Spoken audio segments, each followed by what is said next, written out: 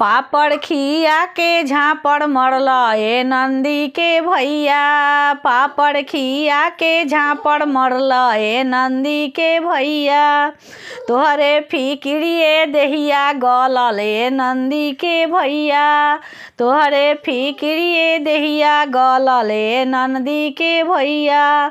सोने के थाली में जेवना परोसनी हो। सोने के थाली में जेवना परोसल हो।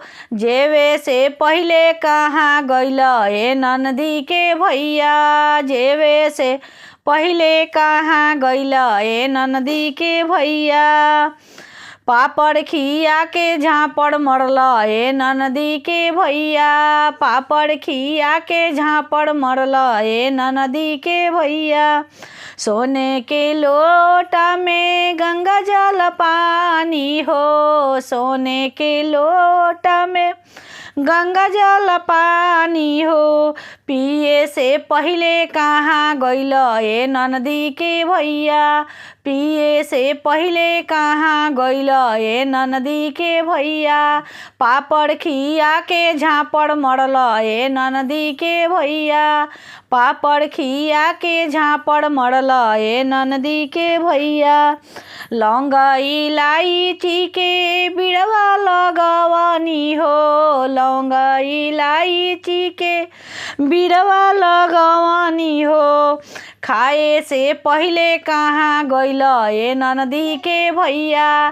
खाए से पहले कहाँ गइल ए नंदी के भैया। पापड़ खिया के झापड़ मरला ए नंदी के भैया। पापड़ खिया के झापड़ मरला ए नंदी के भैया। फूल हजारी के सेजिया लगवल हो। फूल हजारी के सेजिया लगवल हो। सोवे से पहले कहाँ गइल ए नंदी के भैया।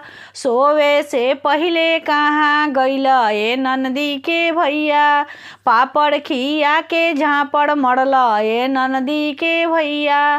पापड़ खिया के झापड़ मरला ए नंदी के भैया।